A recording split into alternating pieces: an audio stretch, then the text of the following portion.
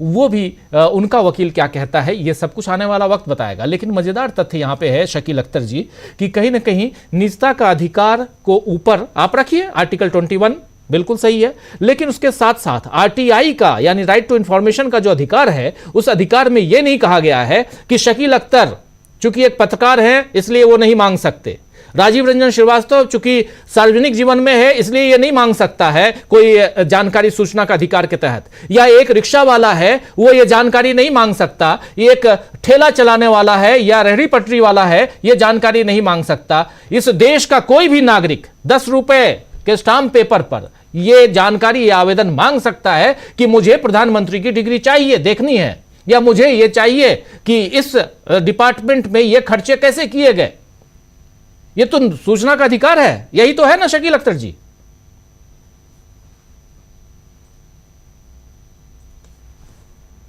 शकील जी जरा अनम्यूट कर लीजिए।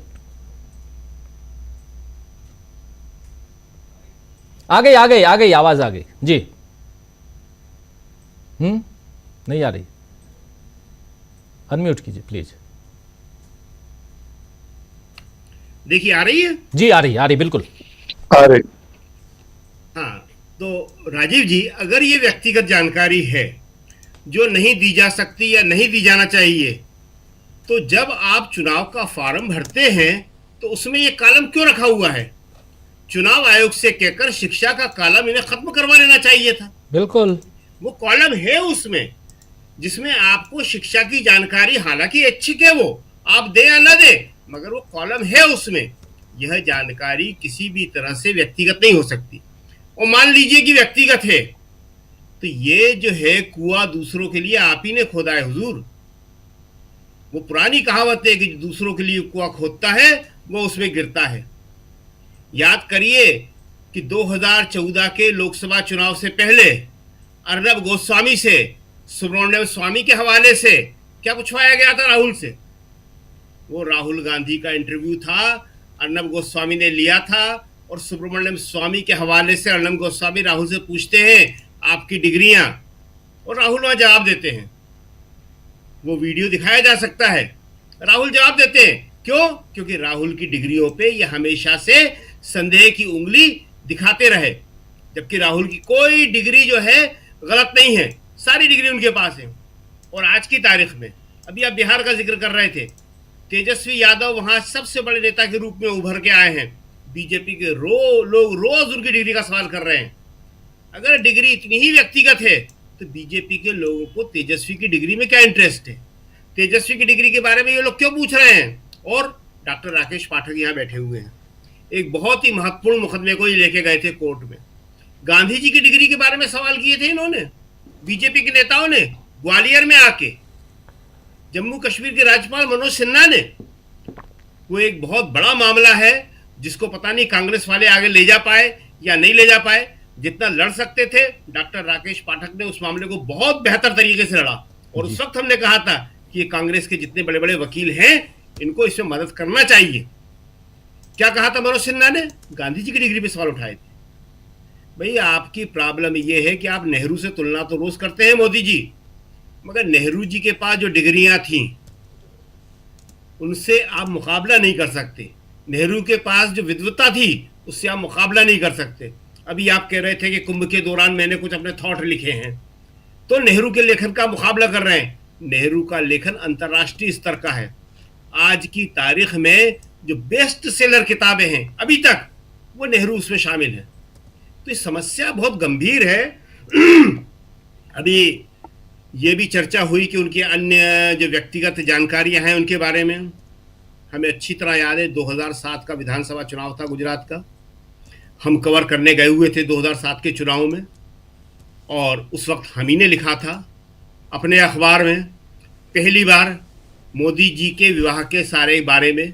उनकी कॉन्स्टिट्यूंसी गए थे और वहाँ जो जानकारी मिली थी उस टाइम उसको बहुत बड़ी खबर बताया गया था, और बहुत बड़ी खबर छपी भी थी। वो कहा गया था ये पहली बार ये खबर आ रही है सारी की सारी। और उसके बाद मोदी जी ने उसको लिखना शुरू किया था अपनी वैवाहिक जानकारी को। 2007 की बातें हमें अच्छी तरह याद है, और रिकॉर्ड में वो सारे अखबार होंगे जो हमने उसमें खबर करी थी, वहाँ से लिखा था। तो ये जो चीज़ें हैं ये आप छुपा कैसे सकते हैं? आप कहते हैं राजनीतिक उपयोग होगा। क्या उपयोग होगा राजनीतिक उपयोग? नेहरू की इतनी डिग्रियां, उनका क्या कांग्रेस ने उपयोग कर लिया? उल्टे आप तो उन पे ब्लेम करते रहते हैं रोज के रोज। गांधी की इतनी डिग्रियां, सभी तो पढ़े लिखे लोग थे, कौन नहीं था? मौलाना आजाद की इतनी डिग्रियां, कौन पढ़ा लिखा लोग नहीं थे, आदमी नहीं था उस वक्त के टाइम में? सबके पास डिग्रियां थी।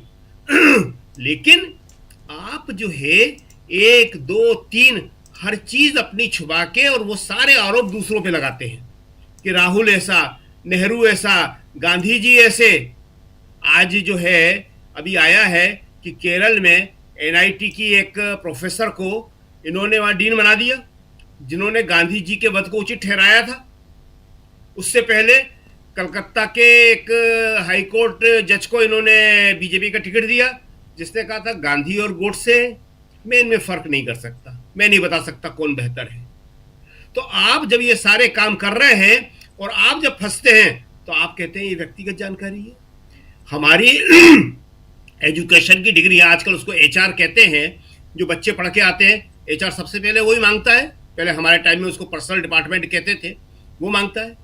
हमारे टाइम में, यहाँ नाम नहीं लेंगे हम, पूरा डिटेल में भी नहीं जाएंगे, बताएंगे नहीं, लेकिन हमारे पास कई उदाहरण है ऐसे कि हमारे कई दोस्तों ने अपनी डिग्रियों की गलत जानकारी दी और बाद में पकड़े गए, उन्हें मुश्किलें उठाना पड़ी उसके लिए सबके सब।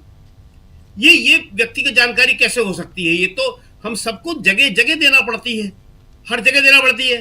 हाँ, एक बात हम मान सकते हैं, उसको मोदी जी में अगर इतनी ईमानदारी है तो स्वीकार कर लेना चाहिए कि एक पॉलिटिकल एक्टिविस्ट की जो पढ़ाई होती है उसमें व्यवधान बहुत आते हैं। हम सारे पॉलिटिकल एक्टिविस्ट को जानते हैं, उनकी पढ़ाई में व्यवधान आते हैं। वो फर्स्ट ईयर का एग्जाम देते हैं, सेकंड ईयर का नहीं दे पाते, फिर उसके नेक्स्ट ईयर देते हैं, पढ़ते रहते हैं। लेकिन जो ग्रेजुएशन हमारे यहाँ मध्य प्रदेश में 3 साल का होता था उस टाइम पे, वो कई बार 4 साल का भी हो जाता है। एमए जो 2 साल का होता था हमारे टाइम में, वो कई बार 3 या 4 साल का भी हो जाता था। लेकिन वो पढ़ाई चलती रहती थी। मोदी जी को मान लेना चाहिए कि भाई मेरी भी पढ़ाई लिखाई जो है वो उसमें व्यवधान आए हैं और मैं ये नहीं कर सका हूं। लेकिन ये कहना कि इससे लोग फायदा उठाएंगे, क्या फायदा उठाएंगे? ये कोई भी इस बात को नहीं समझ सकता कि किसी की डिग्री हो न हो, इससे क्या फायदा उठाया जा सकता है। आज की तारीख में ये एक बहुत बड़ा सवाल है और जिसको आज कांग्रेस ने एक दूसरे तरीके से बहुत अच्छी तरह उठाया है। आज एक बड़ी प्रेस कॉन्फ्रेंस हुई कांग्रेस की, उसमें कांग्रेस ने ये बाकायदा वीडियो दिखा के बताया कि जब मोदी जी फ्रांस के राष्ट्रपति से बात कर रहे हैं और यूरोप पे आरोप लगा रहे हैं टैरिफ के, तो फ्रांस के राष्ट्रपति उनका हाथ पकड़ के रोक देते हैं कि नो नो मिस्टर ट्रंप, आप गलत बोल रहे हैं। असलियत ये है, हम यूरोप वाले आपके लिए, अमेरिका के लिए इतना इतना कर रहे हैं। और फिर वो अपना कांग्रेस दिखाती। अजय कुमार की प्रेस कॉन्फ्रेंस थी, जो झारखंड के प्रदेश अध्यक्ष भी रहे हैं और अभी उड़ीसा के प्रभारी थे, पूर्व सांसद हैं। और इन सबसे ऊपर बात है कि वो बड़े सीनियर आईपीएस रहे हैं जी। तो उन्होंने मोदी जी का भी दिखा दिया वीडियो कि मोदी जी के सामने ट्रम्प बोल रहे हैं कि इतना टैरिफ लगाते हो हमारे ऊपर और ये बर्दाश्त नहीं करेंगे। आप वायलेटर हो, आप कानून का उल्लंघन करने वाले हो। वायलेटर बड़ा शब्द होता है। और मोदी जी चुपचाप बैठे हुए हैं, मोदी जी कुछ नहीं बोल रहे। तो माफ कीजिएगा, डिग्री और एजुकेशन यहां इसलिए होती है कि अगर आपके पास एक फॉर्मल एजुकेशन होती तो आप वहां रोक सकते थे। फ्रांस के राष्ट्रपति की तरह ज्यादा जोर से नहीं कहते तो हल्के से कह सकते थे कि आप गलत बोल रहे हैं, आप गलत बयानी कर रहे हैं, ये मेरे देश का अपमान कर रहे हैं। आज कांग्रेस ने क्या कहा कि भारत के अपमान पर मोदी खामोश क्यों? बहुत बड़ा आरोप लगाया। देश का अपमान। शिक्षा, कोई नहीं कहता कि शिक्षा जरूरी है किसी के लिए भी, लेकिन ये सवाल तो हमेशा दक्षिणपंथी उठाते हैं, आप ही उठाते हैं। लोकसभा के अंदर जाने कितनी बार हमने सुषमा स्वराज को और भाजपा के दूसरे नेताओं को उन कम पढ़े लिखे लोगों का मजाक उड़ाते हुए देखा है। बहुत लिखा है हमने इस पे। हमारे यहाँ तो धारणाएं बहुत चलती हैं, तो लोग थे सुषमा स्वराज ऐसी और फलाना ऐसा, लेकिन वो लोग हमेशा इनका उपहास उड़ाते रहे हैं, हमेशा। और आपको मालूम है संविधान सभा की बैठक में इन दक्षिणपंथी सोच वालों ने, रिएक्शनरी सोच वालों ने यह कहा था कि जो लोग पढ़े लिखे नहीं है उन्हें वोटिंग का अधिकार नहीं मिलना चाहिए। और नेहरू तमतमा के उठ के खड़े हो गए थे। नेहरू ने कहा था आजादी के लिए इन्होंने ही तो कुर्बानियां दी हैं जी, देश के लिए जान तो इन्होंने दी है। अधिकार तो सबसे पहले वोटिंग राइट इन्हीं को मिलेगा। तो शिक्षा पे सवाल उठाने वाले सबसे ज्यादा दक्षिणपंथी हैं। दलित पे वो यही सवाल उठाते हैं, कहते हैं इनका मेरिट नहीं है, इन्हें आरक्षण से नौकरी मिलती है। ओबीसी पे ये सवाल उठाते हैं कि इनका मेरिट नहीं है, इनके पास शिक्षा उस स्तर की नहीं है, उनका परसेंटेज उतना हाई नहीं है, इन्हें नौकरी मिलती है। दलित, ओबीसी, आदिवासी को ये बात समझना चाहिए कि उनके खिलाफ, उनकी शिक्षा के ऊपर, उनकी मेरिट के ऊपर कौन सवाल उठाता है और कौन उनका बचाव करता है। राहुल गांधी इसीलिए जगह जगह कहते हैं कि एक बार जातिवार जनगणना में करवा के रहूंगा और देश को बता के रहूंगा, और इनकी योग्यता जो है किसी भी तरह से संदेह के घेरे में नहीं है। तो ये जो कुआं खोदा था मोदी जी ने, बीजेपी ने, आरएसएस ने, ये कुआं आज इन्हीं के लिए समस्या बन गया है। शिक्षा का सवाल कोई सवाल नहीं है, छुपाना सवाल है कि आप छुपा क्यों रहे हो उसको। आप बता दीजिए कि मेरी शिक्षा इतनी इतनी है। जैसा हमने बताया, एक तर्क है ये, और बहुत ही वाजिब तर्क है ये, कि हर पॉलिटिकल एक्टिविस्ट की, चाहे कोई भी रहा हो, शिक्षा हमेशा व्यवधान में रही है। उसको परेशानियों का सामना करना पड़ा है, मुकदमों का उसका सामना करना पड़ा है। कई बार वीसी उसको परीक्षा की अनुमति नहीं देता था। क्यों? क्योंकि आप वीसी से रोज तो लड़ते थे, जाके वीसी कमरे में आप रोज घुस जाते थे। अभी सब बातें यहां हम बता नहीं सकते, इस वक्त बहुत सारी बातें हैं तो सबकी होती हैं। पॉलिटिकल एक्टिविस्ट की जो छात्र नेता होते हैं, उनकी जिंदगी में ये सारी परेशानियां आती हैं, लेकिन वो पढ़ते रहते हैं। वो अगर पीएचडी करने के काबिल होते हैं तो हो सकता है एमफिल पे रुक जाए, एमफिल करने के काबिल होते हैं, कई बार उन्हें एमए पे रुक जाना पड़ता है, लेकिन वो अपनी आवश्यक डिग्रियां जितनी वो चाहते हैं उतनी पूरी करते हैं। तो मोदी जी को बता देना चाहिए कि भाई मेरी पढ़ाई यहाँ हुई है और यहाँ के आगे नहीं हो पाई।